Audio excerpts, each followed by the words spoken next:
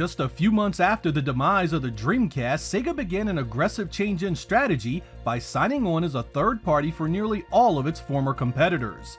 Aside from the PlayStation 2 and Xbox, Sega also made clear its intention to bring many of its wares to the Nintendo Gamecube.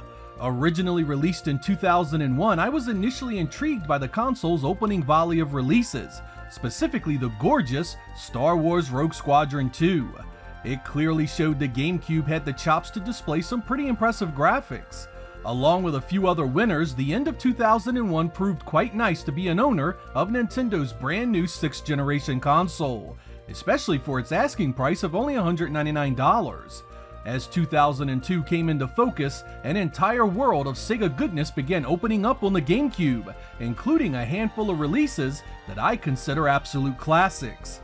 In this episode, we are going to go over many of the nearly 40 titles Sega developed and or published for the Nintendo GameCube. This is my first major capture using the GameCube, and I broke out the component cables to give us a decent picture while viewing these games. I hope you guys enjoy Sega on the Nintendo GameCube.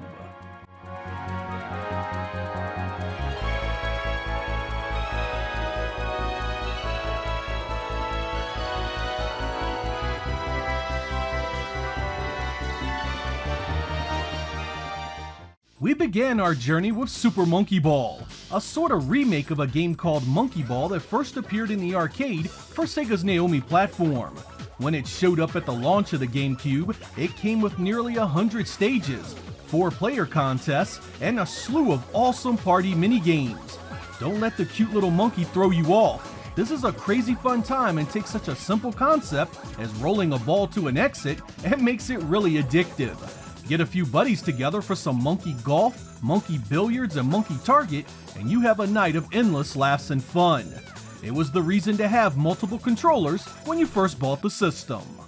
Shortly after the North American launch, Acclaim published Crazy Taxi for the GameCube, a port of the popular arcade and Dreamcast racing title. Here you get the same memorable soundtrack, locations, and city that you loved before, if not a tad less impressive due to the passage of time and no real upgrades as far as visuals. It's still really fun and includes the extras that were added to the Dreamcast version. It gets the job done, but I'd rather play this on Sega's console. Sonic Adventure 2 Battle represented a unique chance for Sega to expose Sonic to an entirely new generation of gamers, but they chose to tweak little things and add multiplayer content to a game that desperately needed some refinement in its gameplay. I enjoyed Sonic Adventure 2 on the Dreamcast, but with this reissue, there needed to be something done about the camera issues that continue to dog it. Don't take that as everything is bad. There are some real treats in this version. GBA support that's far better than the old VMU, more character and stage content, and a ton of changes to the 2-player modes. If it's your first time, it still packs a punch, but if you're coming for some meaningful changes, you won't find them here. There are some games that are just simple stupid fun, and that certainly describes 18-wheeler American Pro Trucker. Your job is to run your route, take down your rival, and get in under the time limit. The setup really couldn't get any simpler. Sometimes all you have to do is literally park your truck. But in the typical Sega fashion, there is loads of style that really add to the presentation. While driving, you'll get some wild weather effects, different areas of the country, and you get mini games to play around with in between. Acclaim was behind this port of the Dreamcast and arcade original as well, and it holds up a bit better than Crazy Taxi. Add in the 2-player mode, and it's still loads of fun today. Sega kicked off its sports offerings with the US-only release Home Run King. This is a very arcadey take on MLB, and does come fully licensed. It's quite different from Sega's World Series baseball line, and the gameplay is fairly fun. Its only real issue are the imbalances in the presentation. The field and players look good, but man does the crowd and stadium look like complete garbage. It's still worth a look if you appreciate the sport. Sega also brought NBA 2K2 to the GameCube, a very good port of an already solid Dreamcast release. The animation could be a bit stiff, but the gameplay was as fun as ever. Grab 3 buddies for the 4-player matches, and it could easily pass an entire night. In my recent Xbox episode, I said a few words about Sega Soccer Slam that was taken as I felt it was a bad game. It really wasn't what I meant, because this is actually not bad at all. Think of it as sort of an NBA Jam take on soccer. 3-on-3 matches that take place on a smaller field with a reduced rule set, all wrapped up in zany teams and crazy power-ups that will appeal to many that have no special love for the sport. It's quite worth looking into. Now, what was just as curious as all get out was the fact Sega released Virtua Striker version 2002 on the Gamecube just a few months after Sega Soccer Slam.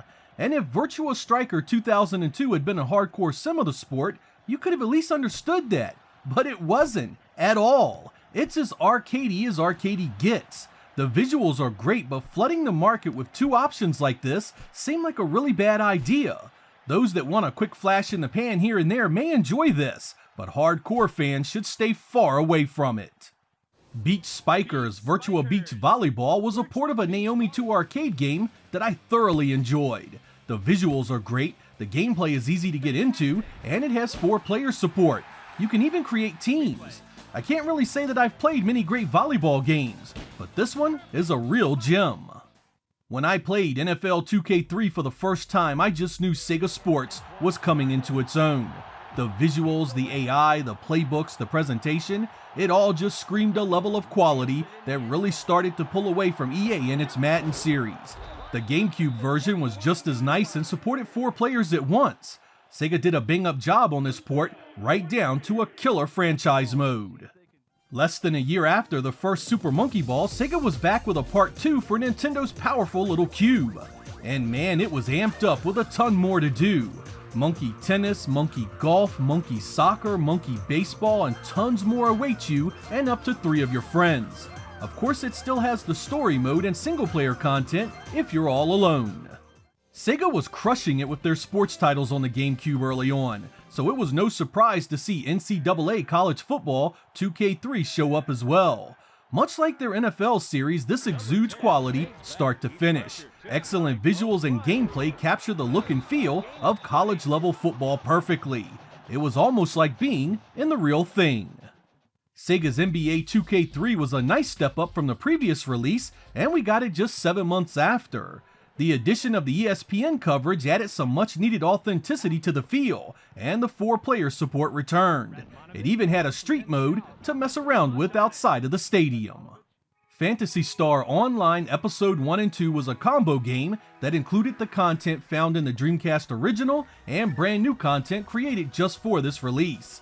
As a hunter, you must run missions and battle all sorts of nasty monsters in an effort to rid your planet of a menacing new threat. The combat is in real time where you can gain experience and money, which can then be used to upgrade your weapons and items. Grab some friends and you can run 4 players in split-screen action. Many believe that because it has online in the title, you need an internet connection to enjoy it. Not so. It has a full offline mode for you to enjoy. Sonic Mega Collection is a fairly solid compilation of some of the best Sonic titles ever released. You get all the Genesis games including Spinball and Mean Bean Machine, and a pile of extras like Flicky, Ristar, The Ooze, and Comic Zone. It lacks the extra Game Gear content of the Plus version released for the PlayStation 2 and Xbox, but it's still a great list of games. NCAA College Basketball 2K3 was a no-brainer with all the other big hit sports titles coming from Sega and hitting the GameCube. This actually holds up well even now thanks to the players not being such a huge piece of the experience. It still looks, runs, and plays great. As 2002 came to a close, Sega needed to face the harsh reality that the GameCube audience was simply not responding well to their sports titles. NHL 2K3 would be the last time Sega brought one of its sports offerings to Nintendo's platform that generation. As you'd expect, the quality of NHL 2K3 was spot on perfect. Franchise mode, ESPN presentation, and more camera options than you could shake a stick at. The sad fact was most GameCube owners were there for Nintendo's games, and Sega Sports was an unfortunate casualty. Kicking off 2003 was Skies of Arcadia Legends, a port of the Dreamcast RPG that is one of my favorite games ever. You control a team of air pirates as they take to the skies to stop the evil Valuan Empire. This port fixed a great many things about the original. It runs better, has improved character models, reduced random battles, new quests, and new items to equip. It's the ultimate director's cut to one of Sega's very best Dreamcast efforts. It's a must-play.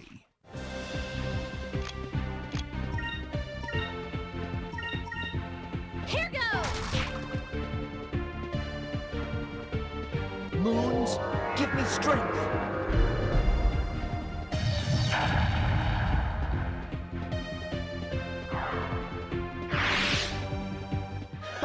That was easy. Like Sonic Adventure 2 Battle, Sonic Adventure DX was supposed to be the ultimate version of Sonic's first real 3D outing, and yet once again, I have mixed feelings here. I like the new content, which includes a bunch of Game Gear Sonics you can unlock, but as a director's cut, it lacks the fundamental improvements you'd expect of a game that is nearly 5 years old at that point. The camera is still a huge problem, and it feels so unwieldy compared to other 3D platformers at the time. I mean, this was after Mario Sunshine, for Pete's sake. Sega needed to do more calling this a director's cut. When it was on the Dreamcast, it was a fun introduction to the 6th generation. On Gamecube, expectations were quite a bit larger. I have a lot to say about the Sonic Adventure reissues, and we'll definitely tackle it more in the future. Nintendo and Sega came together in the summer of 2003 and nailed what was one of the better racing experiences on the Gamecube, F-Zero GX. Wow, was this a revelation! F-Zero had been great on the Super Nintendo and Nintendo 64, but this was another level of badassery altogether. Not only was it gorgeous visually, but the soundtrack was firing on all cylinders and the gameplay was fast and incredibly smooth. It's a tough one though, so be prepared to put some time in before you see any real success. This is a GameCube must-play and nothing short of an absolute classic. Sonic Team was quite prominent on the GameCube, and they created a brand new property called Billy Hatcher and the Giant Egg that was released exclusively for the platform in 2003. In this rather peculiar tale, you must use the power of a rooster suit to defeat the evil Black Crows and save Morningland from eternal night. As you'd expect by this point from anything from Sonic Team, it's quite gimmicky. You must literally use a giant egg to attack enemies and deal with stage hazards and obstacles. Fortunately, it's a fun gimmick that isn't a bad little adventure at all. It's much slower than the Sonic games, and it puts a greater emphasis on grading you, similar to something like Nights into Dreams. It has some camera issues, but overall this can be rather fun for youngsters and those looking for a 3D platformer that does things a little different. 2004 began with Sega releasing Sonic Heroes. This focused on a team aspect that had one member that could fly, one that could smash things, and one that was really fast. Stages were set up where you needed to switch between them regularly to deal with obstacles and enemies. The visuals were really nice, but it still has the incredibly annoying camera and pit deaths that have been dogging the series since Sonic Adventure. There's still a lot to enjoy here though, and it's not nearly as bad as some will have you believe. If Sega ever remakes it and fixes the nagging issues, this could be a real winner on a modern console, especially with some online multiplayer. Sega and Sonic Team really turned a 180 on the Phantasy Star Online crowd with Episode 3, Card Revolution. This upended everything by turning the game into a turn-based strategy game that uses cards in a special system called Hunters, or Hero Side, and Arcs, otherwise called the Dark Side. Hunters primarily attack with weapons, while the Arcs summon powerful monsters to do their bidding. Battles take place in a grid-based arena, and the visuals have received a big makeover as well. There is story content here for the single player, and of course there's multiplayer, but you're going to want to do some reading before you jump in. The in-game tutorial is almost worthless, and it's nothing like the previous games in the slightest. Still, if you appreciate card games and collecting things, this might just be a hidden gem among Sega's offerings here. Sega would publish Samurai Jack for the GameCube as well. This was based on the Cartoon Network show about a mighty samurai trying to get back to his own time, the victim of the evil Aku. This one got some very middling reviews back in the day, but I found myself enjoying it quite a bit. It's a combination action game, puzzler, platformer, and collectathon.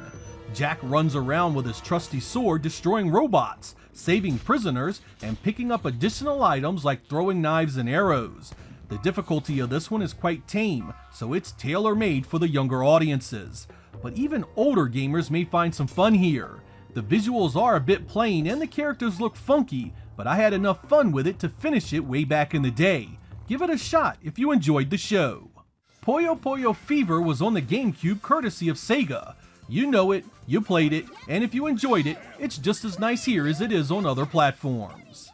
Amazing Island is a unique take on minigames. Here you must rid an island of the evil corruption that has infested it. You are a young child that has been pulled into a book that was written 1,000 years ago, but its story has huge ramifications even now. You build a monster pet that allows you to fight back against the evilings by taking part in minigames. As you compete and win in sporting style events, you open new monster customizations and eventually new parts of the island. It's a weird mix of monster building, Mario Party style events, and very weak visuals. I really do think kids may have enjoyed this had some of the minigames not been so difficult to find success in. Some of these are not beginner friendly, and a few failures will send many of you to the power button, never to touch it again. It's not terrible, but not exactly a must-own. I really want to like Virtua Quest so much. I mean, the outline of an RPG mixed with heavy platforming and fighting game mechanics that are associated with Virtua Fighter sounds really nice on paper. But the nonsensical story, the simple objectives, and a narrative that interrupts the flow of the game far too often leave me feeling quite put out by this one. The camera sucks too, taking a game with a ton of issues and just leaving you not wanting to play it for very long. I'm not sure what the heck happened during development for a team like AM2 to think this was something worth people's money, but it gets a big thumbs down from me, and a label of one of the biggest disappointments in this episode. Younger kids may find some fun in its simplicity, but most will play this for an hour at most before relegating it back to shelf candy. Sonic Gems Collection was a follow-up to Sonic Mega Collection and contains even more Sonic goodness, this time digging deep and bringing some stuff I thought I'd never see. Right off the bat you get Sonic CD, which was a big deal at the time because there weren't 20 ports of it out then. But you also get Sonic the Fighters, a bunch of Game Gear releases, and even Sonic R. Yep, a freaking Sega Saturn game. Best part of that little nugget is that it looks far better here and fixes the in-your-face draw-in of the original. If you enjoyed any of these in their original forms, this is a fantastic bundle. It even has the Vector Man games hidden in there. For those of you that enjoy Japanese region releases with special qualities, all 3 Streets of Rage titles are in that version. Ever wanted to be thrown into a full-fledged war with dozens of enemies flooding your ranks and fighting for your life at every turn? Then Spartan Total Warrior is a game for you. There's tons of fighting moves to help keep you alive, and there is a constant need to strategize where you are on the battlefield. As you get deeper into its story, you'll face some pretty crazy creatures that will take all your skill to defeat. This needed some multiplayer, but even as it is, I found it a pretty good time. Think of it as a mix of God of War and the Dynasty Warrior series. You'll have a pretty good idea what to expect. Shadow the Hedgehog doesn't get a lot of love, often being cited as one of the worst entries in the series. I do not subscribe to that thinking. While certainly not fantastic, I enjoyed the changes made to give this an identity all its own. From choosing your own path to the gun and vehicular play, it feels quite different from the Sonic stuff before it. It looks great too. Its biggest issue is that it still has many of the same problems that dogged the 3D Sonics before it. The camera can be a real pain and the open stages lead to a ton of pit deaths just trying to navigate them. I still had some fun with it and wouldn't put it anywhere near a worst games list. As 2006 kicked off, the Gamecube market was in steep decline and Sega readied its final few releases. Among those was Sonic Riders, a racing game featuring hoverboards. I mentioned in my Xbox episode I didn't enjoy this game, and I stand by that assertion here. I just do not find this to be very fun. I don't want to do tricks while racing opponents or be heavily punished for missing a predetermined boosting path. It probably doesn't help any that I can't stand playing it for more than a few minutes, so I never got any good at it. It's a good looking game though, and it certainly has its fans. The final Sega Gamecube release came in August of 2006, Super Monkey Ball Adventure. Traveler's Tales would do the honors here, turning the series from a party puzzler and into a full 3D adventure title. It still has minigames and puzzle stages in there, but it also has a full story mode where you actually explore and take on quests. The bad part is that the new direction is point blank terrible and not fun in the slightest. Having to roll around and talk to NPCs in a Monkey Ball title was a terrible idea. The multiplayer is still there fortunately, so this can still be really fun with friends and family. That content is short though, so I recommend sticking with the other 2 releases on the GameCube or Deluxe on the Xbox and PlayStation 2. Like my Xbox episode, I wanted to kick off some coverage of Sega as a third-party developer by touching upon some of its releases after the Dreamcast bit the dust. The GameCube was a fine system with a number of classic, unforgettable titles, and Sega was responsible for a few of those. Most of these were released prior to Sega being swallowed up by Sammy, so it was pretty close to the classic Sega as you knew it on the Dreamcast. Going forward, we will be looking at these games again in more detail, including the stuff Sega released for the PlayStation 2 and Xbox. I haven't touched the 6th generation of consoles much outside the Dreamcast, so we have tons of games to look at in future episodes, even more so when I travel outside the realm of Sega. Should you be interested in any of these games in this episode, remember that certain models of the Wii can play GameCube titles, giving you easy and cheap access to component cables, a must since many of these support progressive scan. Many of these are also available on the Xbox and PlayStation 2, so check there if a game caught your attention. If you want a no-nonsense recommendation without all the fanfare, Beach Spikers, F-Zero GX, Skies of Arcadia Legends, Spartan Total Warrior, and the first 2 Monkey Ball games should be in all your GameCube collections. They are fantastic, and I plan full reviews for each of them in the future. I'm Sega Lord X, thank you guys for watching, and I will catch you next time.